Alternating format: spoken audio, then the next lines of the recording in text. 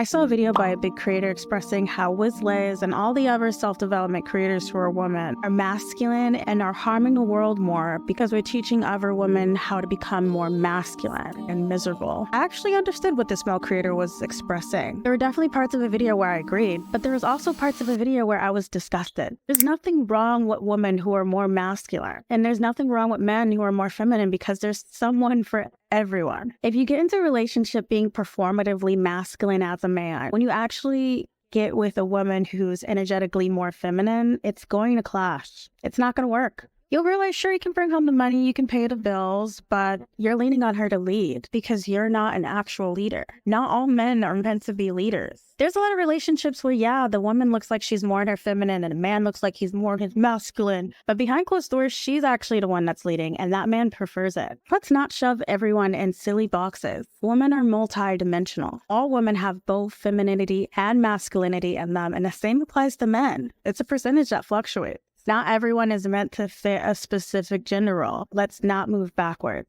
In this economy, the way society works is you either sink or swim. If you're fortunate enough to attract a man to let you hop on his boat before you have to choose to sink or swim, good for you. Live your best life. But I don't know if you've noticed, most men don't have boats to hop on. Are we expected to just drown, waiting around for our knight in shining armor to offer up a boat? Again, you sink or swim. If women these days are more masculine for having to learn how to swim so we can survive because there's no one else we can depend on, there's no boats for us to hop on, what is the real problem here? We all need a damn boat. Because some women who sit around waiting for a man to offer up his boat end up wishing that they drowned because the captain of that boat that they are waiting around on is abusive or is emotionally draining. The problem isn't women being more masculine these days, women not being feminine anymore, and we're wives. The problem is we're all in water, and none of us should be forced to sink or swim.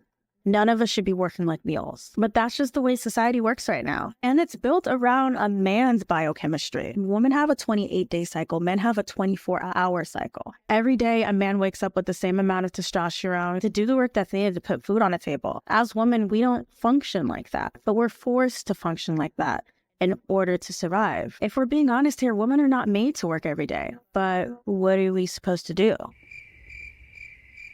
And not every boat a man is offering up is safe for a woman to be on. Some men are monsters. Some men are absolute trash, and money doesn't change that. Money just enhances a person's character. For some of us ladies, it's actually easier for us to get our own boat than relying on someone else to get that boat for us. Worst case scenario, we have a boat of our own and we're just selling our own sea.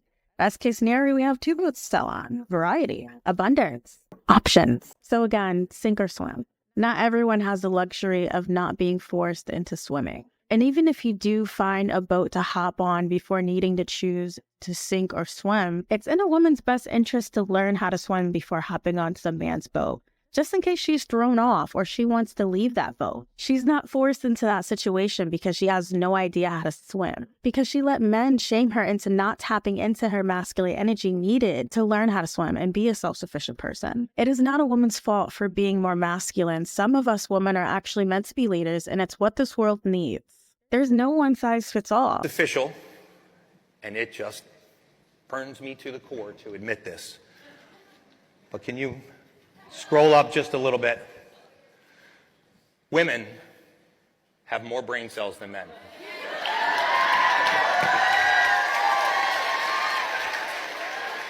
Women have more brain cells than men. Can you go to the next clinical study? This is a fact. Oh, I know a lot of you guys are calling your spouse at the break.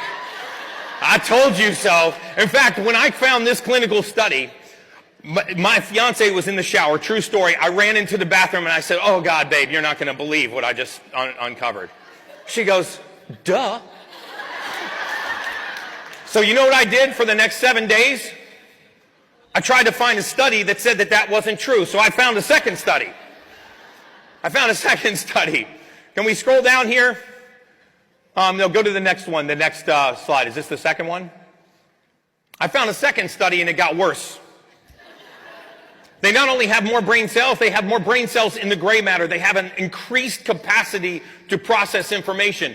And this is the area of the brain where authenticity and frequency stems from.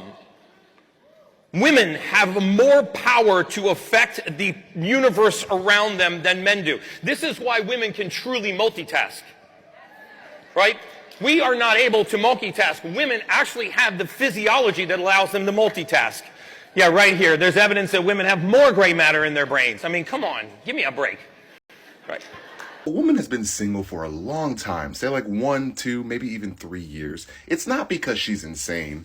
Well, maybe she is a little bit, but who isn't, right? It's because she's wildly intelligent. Let me tell you why.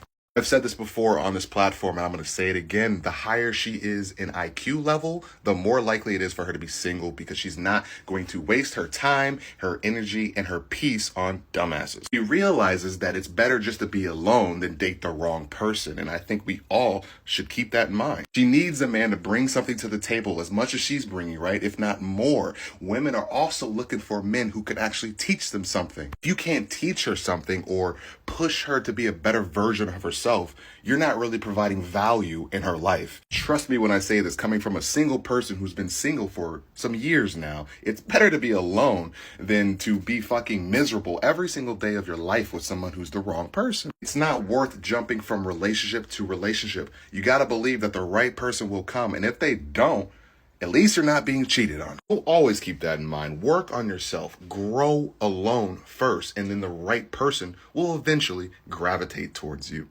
Find what works for you, but first learn who you are. Do you have the desire to change? Where's that desire coming from? Is it coming from here, or is it coming from outside noises of whatever people are saying that you're supposed to want for yourself? Because all that really doesn't matter. What do you truly desire in life? And who do you need to be to get what you desire? Self-love is a very important step that every woman should prioritize. But when you're thrown into water, you have no choice but to learn how to swim. It's not our fault for being good at it.